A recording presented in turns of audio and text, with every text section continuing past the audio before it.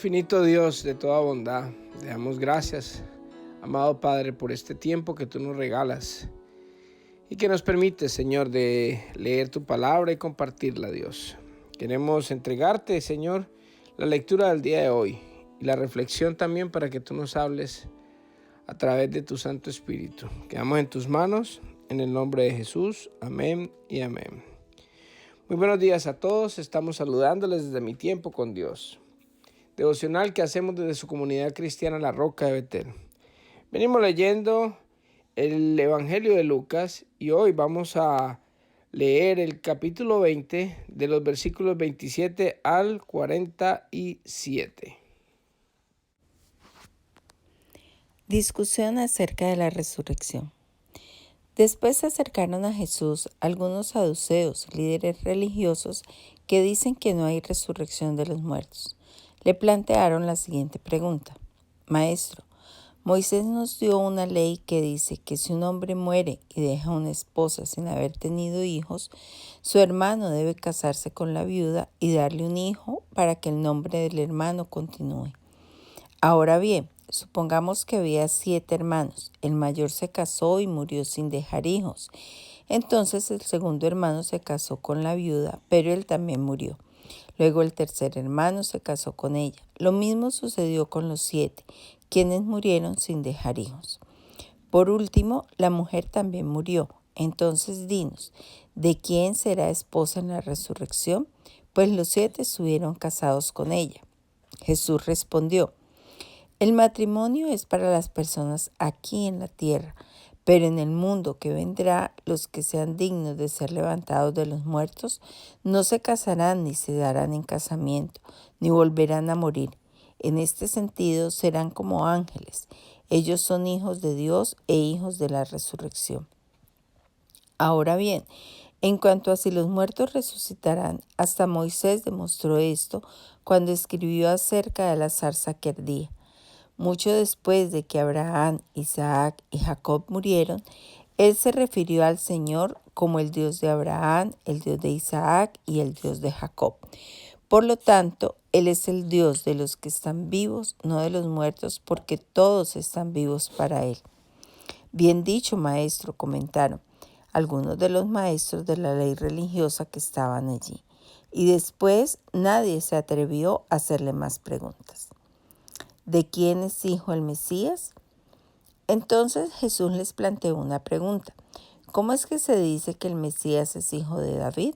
Pues David mismo escribió en el libro de los Salmos: el Señor le dijo a mi Señor, siéntate en el lugar de honor a mi derecha, hasta que humille a tus enemigos y los ponga por debajo de tus pies. Si David llamó al Mesías Señor, ¿cómo es posible que el Mesías sea su hijo? Entonces, mientras la multitud escuchaba, se dirigió a sus discípulos y les dijo: cuídense de los maestros de la ley religiosa, pues les gusta pavonearse en túnicas largas y sueltas y les encanta recibir saludos respetuosos cuando caminan por las plazas. Y cómo les encanta ocupar los asientos de honor en las sinagogas y sentarse a la mesa principal en los banquetes. Sin embargo, estafan descaradamente a las viudas para apoderarse de sus propiedades y luego pretenden ser piadosos haciendo largas oraciones en público. Por eso serán castigados con severidad. Bueno, con esto completamos el capítulo 20 del Evangelio de Lucas y en el versículo 27 empezamos a leer acerca de la discusión de la resurrección. Mire que habían 2 bandos entre los religiosos y uno eran los saduceos y otro eran los fariseos. Los fariseos eran personas que conocían de la palabra de Dios, pero eran más sensibles a las evidencias espirituales, a los milagros, a las cosas sobrenaturales, e incluso en la resurrección. Ellos creían que iba a haber una resurrección. En cambio, los saduceos eran más pragmáticos. Ellos no creían ni en milagros ni en la resurrección y de repeso rechazan a Jesús. O sea que no sé hasta dónde esta gente conocía verdaderamente de Dios o habían tenido de pronto ese conocimiento acerca de las escrituras que hablaba acerca del Salvador, del Mesías, y no solamente eso, sino que hablaba de la resurrección desde mucho antes con todas las escrituras y lo que Moisés había dicho. El caso es que esta gente no creía en la resurrección y le hace esta pregunta al Señor como para ponerle una cascarita y le dicen, bueno, Moisés dijo que cuando un hombre muere y no tiene hijos con su esposa, el hermano que le sigue a él debe casarse con esta esposa y si tiene hijos, lógicamente esos hijos van a ser como si fueran hijos del muerto para que ese muerto no quede sin descendencia.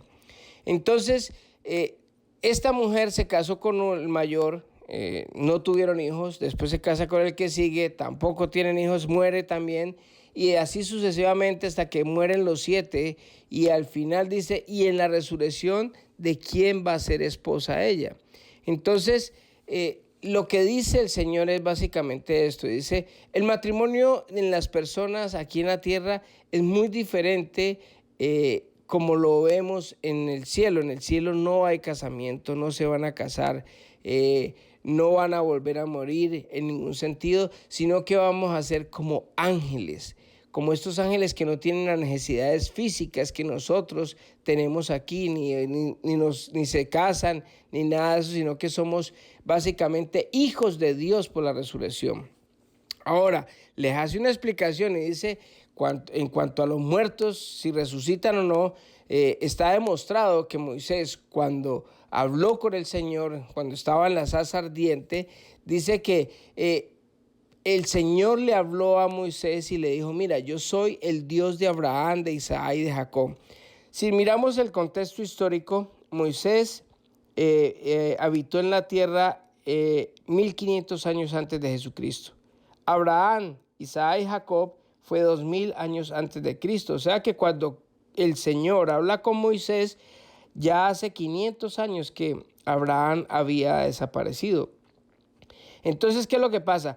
Cuando el Señor le dice a Moisés, yo soy el Dios de Abraham, de Isaac y de Jacob, le está hablando en tiempo presente y no es en tiempo pasado.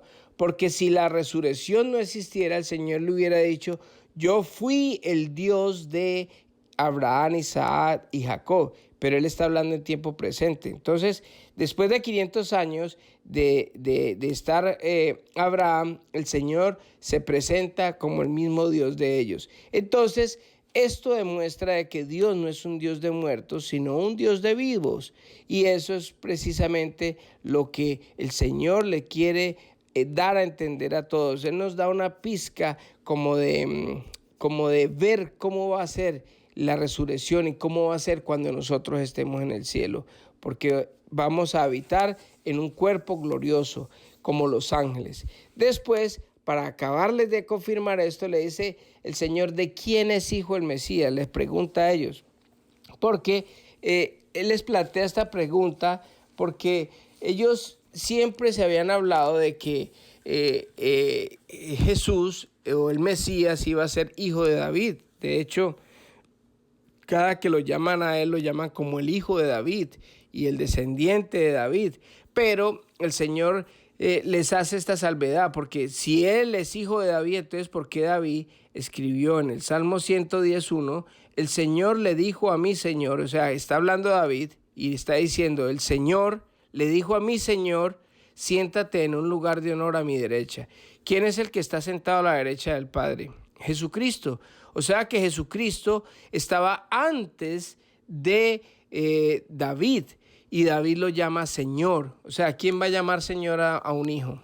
Nadie, a no ser de que este hijo o este descendiente sea el mismo Dios, y es lo que el Señor les hace hincapié a ellos, porque ellos no están entendiendo las cosas espirituales. Ellos están basados en las cosas materiales, en lo que se ve, no en lo espiritual, no en la resurrección, no en los milagros, no en aceptar de que Jesucristo es Dios, sino que ellos es básicamente viendo lo que están observando sus ojos, no más, no con ojos espirituales, sino con ojos humanos.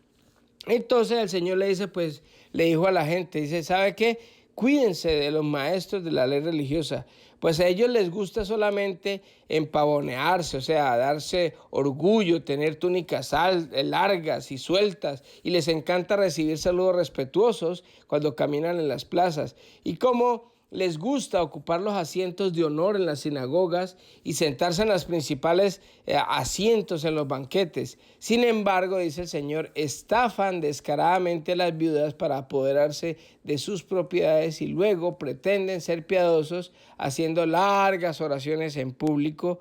Por eso serán castigados con severidad. O sea que el Señor los está descubriendo a ellos. Porque es que una persona que verdaderamente crea en Dios, en Jesucristo como Dios y Salvador, debe de estar pendiente y debe de creer en las cosas espirituales. Primero, en que hay resurrección de los muertos, de que esto no lo es todo. El problema de nosotros es que nosotros nos hemos vuelto muy materialistas, nos hemos vuelto personas muy terrenales, que todo lo tenemos que ver. No tenemos en cuenta las cosas espirituales, y eso es lo que le pasaba a los saduceos. Por no tener en cuenta las cosas espirituales era que ellos vivían solamente pendiente de cómo vestir, de ganar más dinero, de cómo aprovecharse de su posición, porque cuando uno solo piensa en lo terrenal, pues hombre, se comporta de cualquier modo, de cualquier manera, sin interesar qué piensa Dios. Porque si yo no voy a resucitar y si yo solamente voy a vivir en este tiempo y no va a pasar nada más, pues entonces,